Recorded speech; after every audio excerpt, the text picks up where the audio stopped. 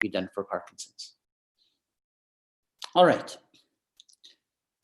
So this is just, by the way, if anybody has questions, you just put like a raise your hand, and I will try to check the box intermittently as I can make sure I can answer everybody's questions. All right. So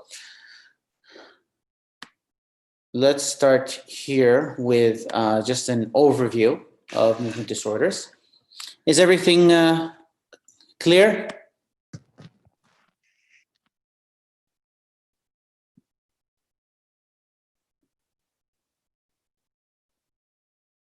Hello?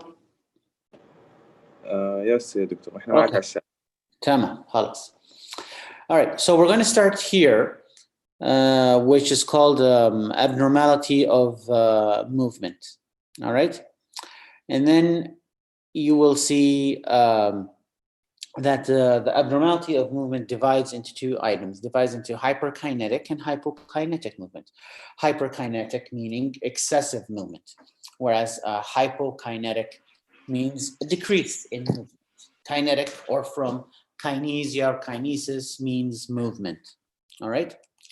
So let's see if you look at hypokinetic at the bottom, basically it's just what we call bradykinesia, which you've already probably familiar with, slowing of movement. Bradycardia, slow heart rate. So bradykinesia, slow movement.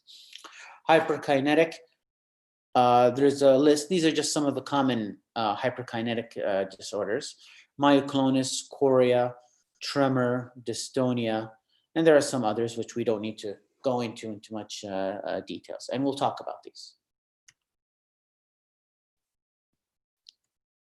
All right, so let's say we have a 50-year-old woman presents with a 1-year history of tremor involving her right hand only. Her past history is unremarkable and she does not take any medication. Exam showed a healthy-looking woman who was not smiling and had an intermittent tremor of the right hand that appeared while she sat quietly. There was a slight increase in tone in the right arm. So most of you might already have an idea of what this might be. This is an example of a presentation of somebody with Parkinson's disease. 1-year history of tremor involving her right hand, because Parkinson's tends to be asymmetrical, starts on one side.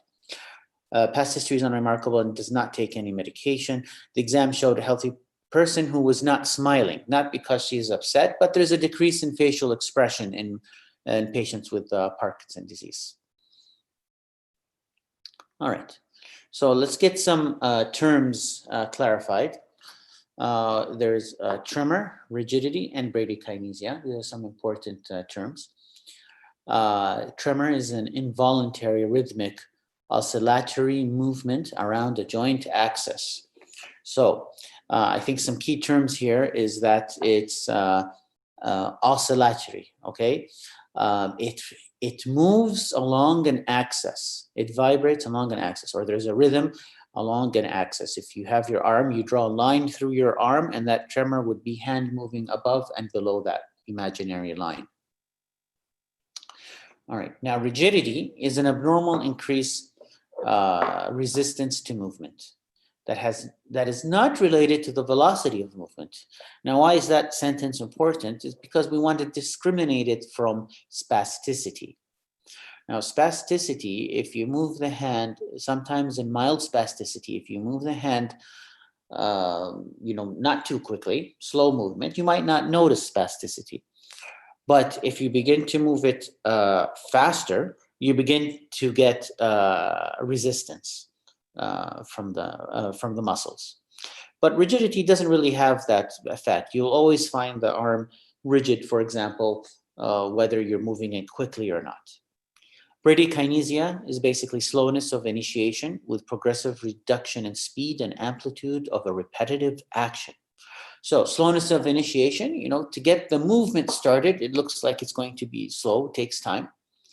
and there's progressive reduction. So what does that mean? That means, best example, if you have ask somebody to tap their finger on a table or tap their fingers together, they will start tapping quickly, but then, very soon you'll notice the tapping speed begins to get shorter and the amplitude is smaller. So if they're tapping their finger high and then down, up and down, that distance between the finger and the table begins to reduce with time. All right. Now, let's look at the Parkinsonian tremor, because these are ways to discriminate tremors. The Parkinsonian tremor typically has a frequency, or let's say speed, about 4 to 6 hertz. So you'll see the hand, for example, shake 4 to 6 times in a second. Predominantly rest. So when a person is moving their hand, the tremor is going to disappear. It re-emerges with maintained posture. So if you've got somebody sitting comfortably and there's no tremor, then sort of sitting comfortably and quietly and there is a tremor, then they start to use their hand. The tremor reduces or disappear. And then when you tell them to hold their hand up straight in the air, after a latency, so let's say 10 seconds or so, the tremor will start to reappear. So they call that a re-emergence with maintained posture. And this is different than other types of tremor, which will increase immediately once you elevate the arm. And then it will increase with mental concentration. Basically, mental concentration, distraction, doing other activities, these will all cause an increase in tremor. All right. Presence of Parkinsonism is defined as bradykinesia combined with at-rest tremor, rigidity, or both. So it's important just to be clear that the term Parkinsonism is not the term Parkinson disease. Presence of Parkinsonism is defined as bradykinesia with a rest tremor and rigidity. Okay, if you have these, then you say this patient has Parkinsonism. Okay, if Parkinsonism is diagnosed, then there should be at least 2 supportive criteria in the absence of exclusion criteria and red flags to diagnose Parkinson's disease. And the supportive criteria, I have it listed below here. Example, a response to levodopa, side effects from levodopa like dyskinesia. These things kind of are supportive criteria that makes you think that it is Parkinson's disease. And I mentioned here no red flags, and we'll see these later. Okay, so let's say we've got a 61-year-old woman with Parkinson's disease, began shouting and punching her husband while in sleep. After waking, she told him that she had been dreaming that kidnappers had been threatening their grandson. Her only medication is carbidopa levodopa. What does this phenomena represent? Okay, is it benign sleep talking? Is it obstructive sleep apnea behavior? Is it REM sleep behavior disorder? Is it a side effect of medication? Is it Parkinson's disease with Parkinson's disease dementia? So we know this patient has Parkinson's disease, okay? But the problem we're dealing with is happening during sleep. When she's in her sleep, she punches and kicks and sometimes these people will shout too. Sometimes they'll remember a dream, not always. This person is remembering that people are trying to kidnap someone.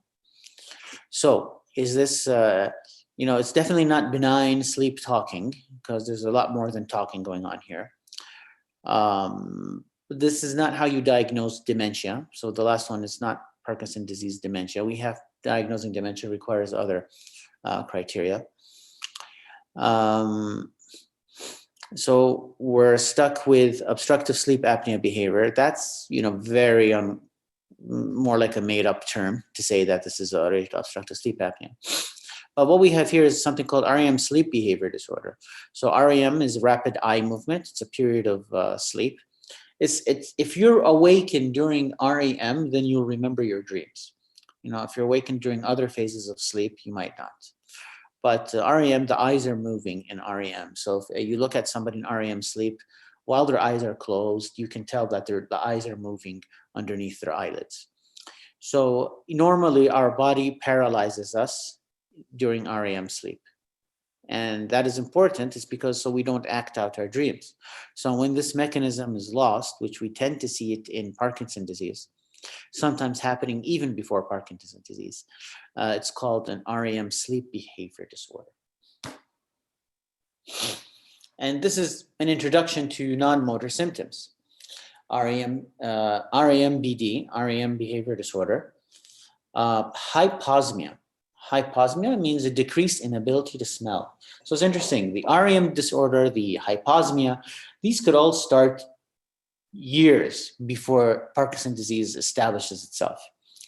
And I mean, we don't use it to say that you're going to get Parkinson's disease, but you know, it's important to know that these could be a precursor to Parkinson's disease. Then you have depression and anxiety. These are other features that come. Autonomic dysfunction. Some examples of autonomic dysfunction are what? Erectile dysfunction, trouble controlling the bladder, constipation, postural hypotension. These are all signs of autonomic dysfunction. The autonomic system begins to degenerate. Hallucinations. Hallucinations, basically a person sees things that are not there. These are the typical ones. There's different types of hallucinations. I recall from your psychiatric studies, you can hear things that aren't there. You can smell things that aren't there sometimes, but usually visual hallucinations could happen with Parkinson's disease. And cognitive impairment. Cognitive impairment in any form. It could be memory. It could be attention difficulties. All these things are possible. All right. Now, I mentioned earlier in the criteria that we have to make sure, you know, there's none of the exclusions to diagnose Parkinson's disease. So there are some features that if you see them in a patient, your mind will immediately go to another disease. So if you have a patient with Parkinsonism, and then you see impaired vertical gaze, that would suggest a condition called progressive supranuclear gaze palsy. And I'll explain this. Impaired vertical gaze is just basically asking the patient to look up and look down with their eyes. So if that's impaired, they'll sit there and you tell them look up, and they'll stare at you and they won't be able to look up. Here I wrote downward because that tends to happen first, but it can be downward or upward. Tell them look down, and they're not looking down. They're looking straight at you. They can't. Ask them to look right or left. Their eyes will go right and left. It shouldn't be effective. Okay. Cerebellar abnormalities might occur, and that would lead to somebody to have dysmetria, for example. So if you see cerebellar signs, you would think of a condition called multiple system atrophy. Multiple systems are involved. Okay. What about cortical sensory impairments? Cortical sensory impairments, if you remember from your clinical exam, there are some sensations that require higher processing in the brain. So it's not just pinprick and vibration, for example. This is putting in multiple sensations into one. A famous example is stereognosis.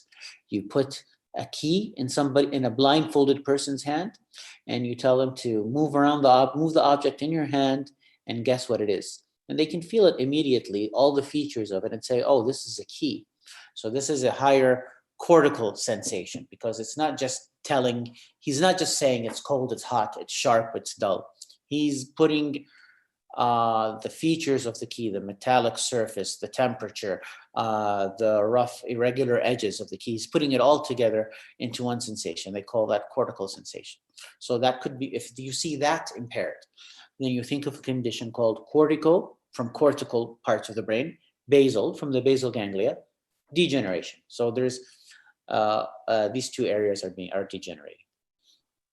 Now, Parkinsonian features restricted to the lower limbs, vascular Parkinsonism. So if you see somebody with rigidity and trouble walking, but the upper limbs aren't bad, reasonable facial expression and such, makes you think of vascular Parkinsonism, which basically means severe white matter disease in the brain.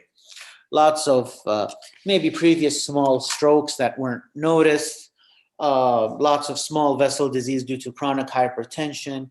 So you just accumulate damage over the years, and it tends to cause this pattern. Drug-induced Parkinsonism. If there's one thing you must do with every patient is ask them who present to you with Parkinsonism, is ask them if they're on any drugs.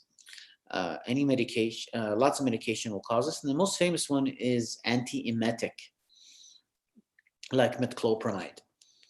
So make sure patients aren't on anything that could cause this. Some psychiatric medication like haloperidol. Okay, antidopaminergic drugs with antidopaminergic function.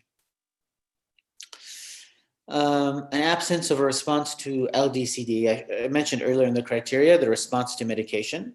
So levodopa, carbidopa is the medication we use, and if there's no response, it says, maybe it's not Parkinson's disease. So you want to be careful. You know, some patients with Parkinson's just have a poor response, but definitely if somebody's got a good response, that supports Parkinson.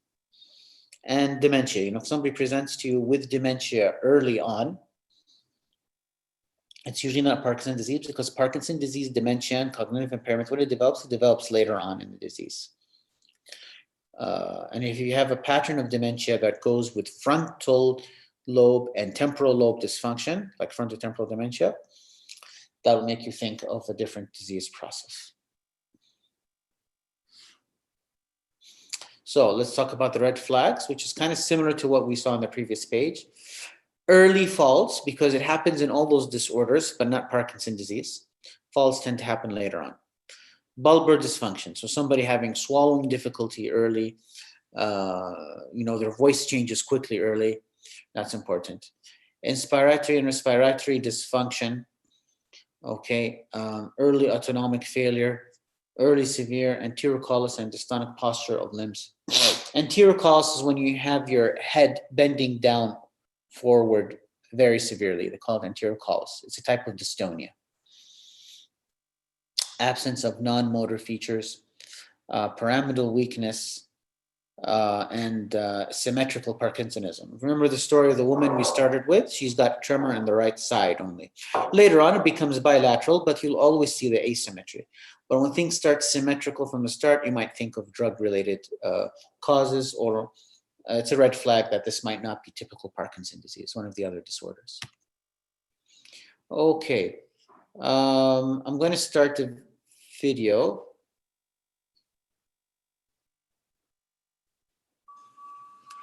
Can I get you to do this?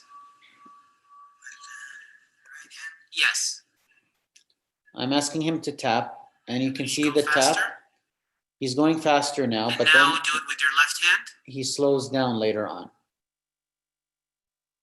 And it gets smaller. The Okay. taps get smaller. And back to your right hand and do this. Now with your left hand. So he's slower with his left hand, just to show you the asymmetry. Do this with both hands at the same time. Go Even here, faster. you can see the left hand moves less than the right hand. Okay. All right. And you can also see his head tends to be tilted to one side.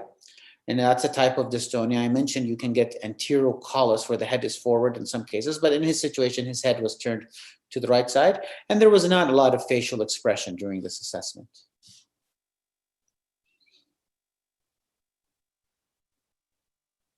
I'm going to look at his leg movements. And can you tap like this with your right foot? And now with your left foot? Much more slower on the left side. Okay, and with your right foot, can you stomp? And now with your left? Okay, good. So clear example of bradykinesia on both sides. More prominent on the left. Okay, so what's happening in Parkinson's disease? Right, there's a loss of dopamine neurons and this is the thing, most degenerative disorders basically means there's a loss of a special type of neuron. Whether it's Alzheimer's disease, Parkinson's disease, other types of dementia, there's neuronal loss. So here, the neurons that are responsible for dopamine secretion begin to degenerate.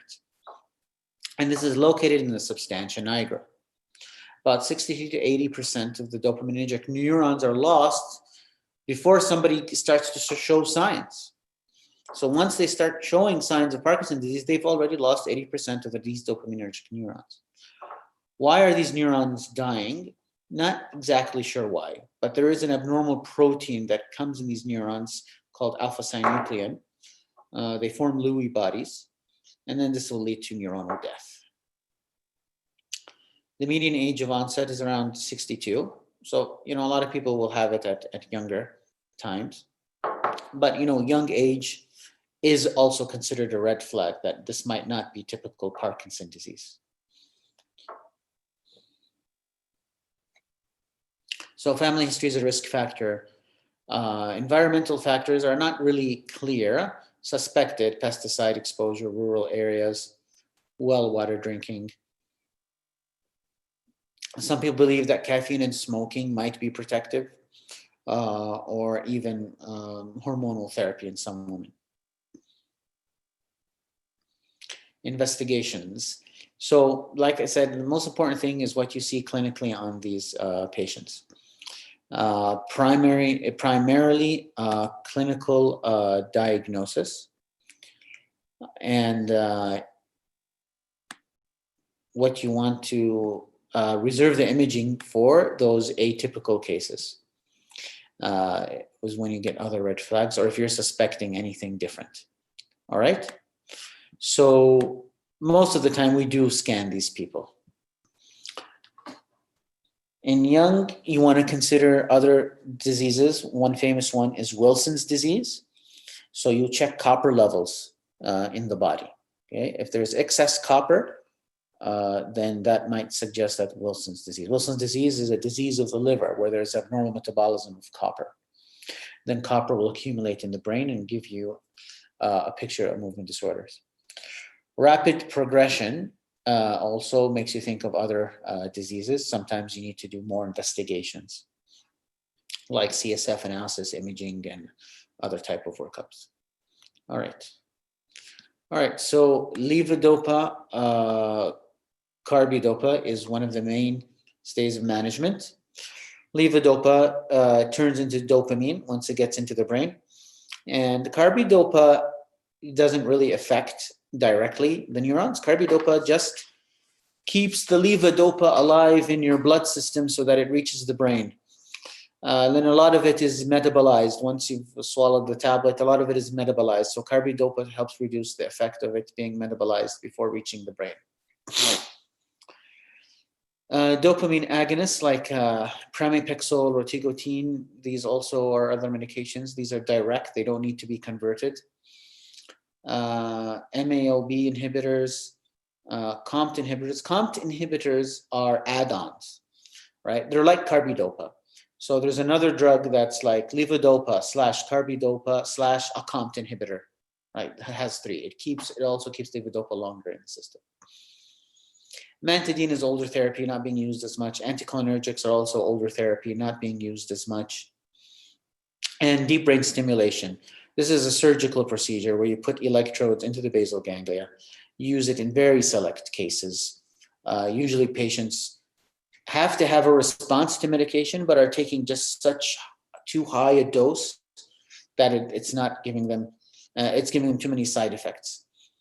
There's also dopamine infusion pumps that a person carries around. And physical therapy and occupational therapy are also important in the management.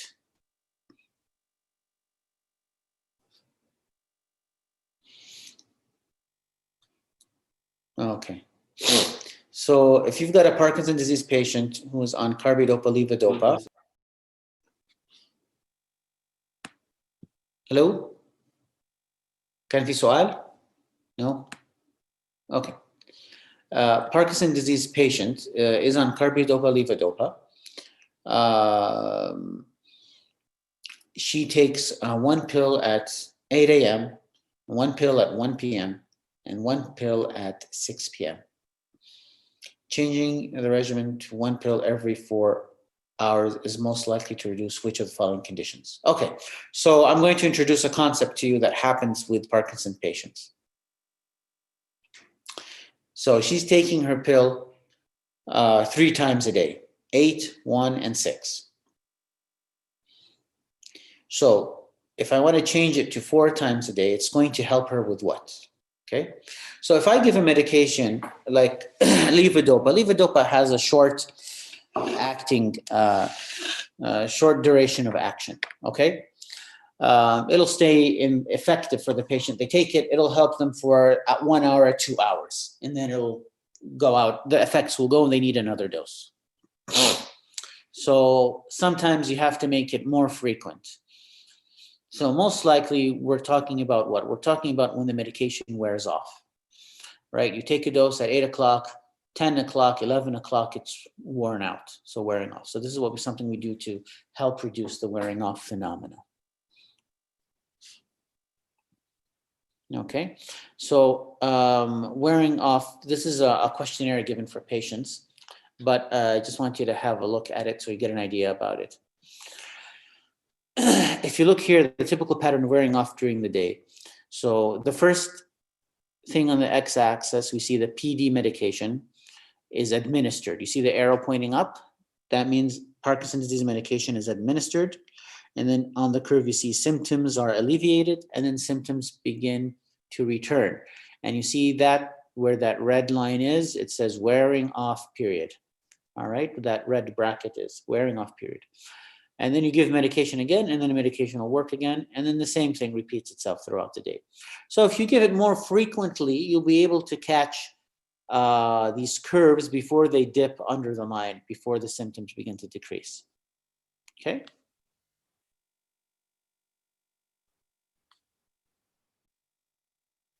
Okay, which of the following sleep-related disorders associated with Parkinson's disease is most likely to improve when treated with dopamine agonists?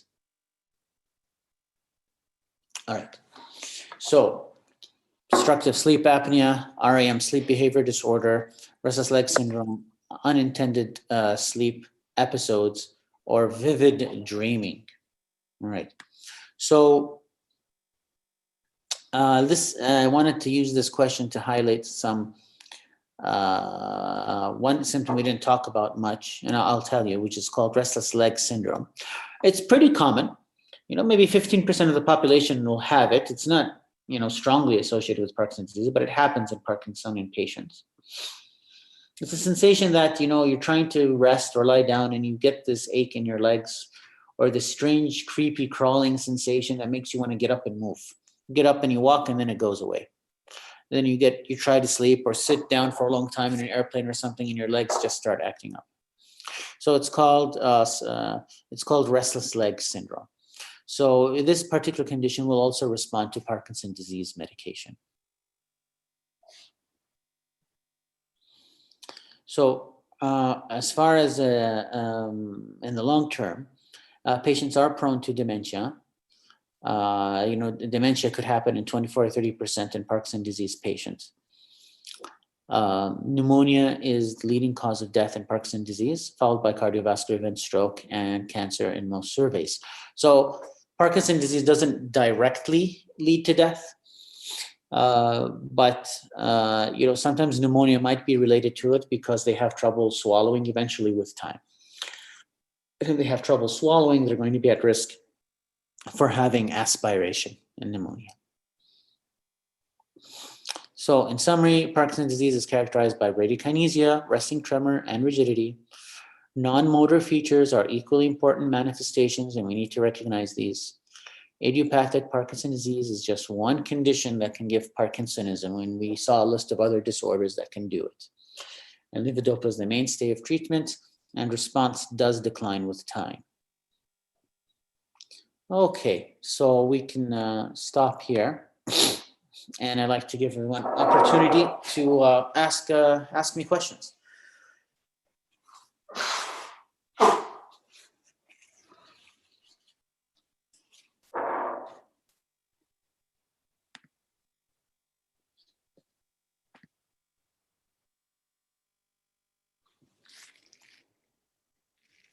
Okay, please feel free to ask me any questions you have. Oh, I see there's a